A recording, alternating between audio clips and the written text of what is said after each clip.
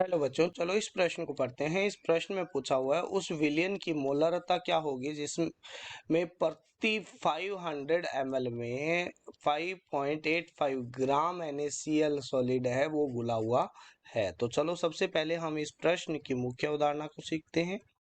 मुख्य अवधारणा, तो मुख्य अवधारणा के अंदर हमारे पास में आता है कि जो मोलरता होती है जिसको हम कैपिटल M से लिखते हैं, वो क्या होता है?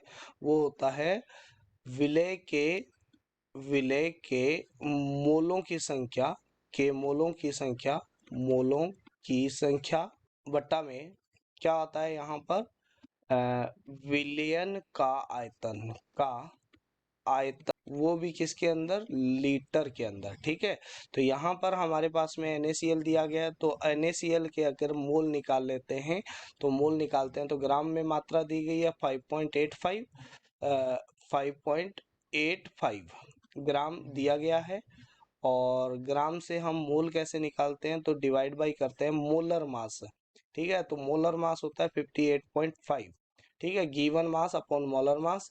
तो यहाँ से आपके पास में आ जाएगा 1/10 मोल आ जाएगा। ठीक है, और वॉल्यूम ऑफ सॉल्यूशन है वो लीटर में आपके पास में आ जाएगा आधा लीटर, क्योंकि 500 ml है।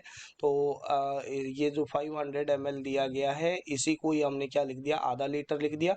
तो अगर मोलारता निकालेंगे तो वो आएगी 1/10 डिवाइड बाई 1/2।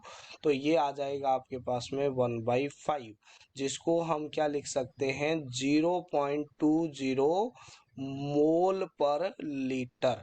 तो ये ऑप्शन सी के अंदर दिया गया है। आशा करते हैं मुख्य अवधारणा के आधार पर आपको इस प्रश्न का उत्तर समझ में आया होगा। धन्यवाद।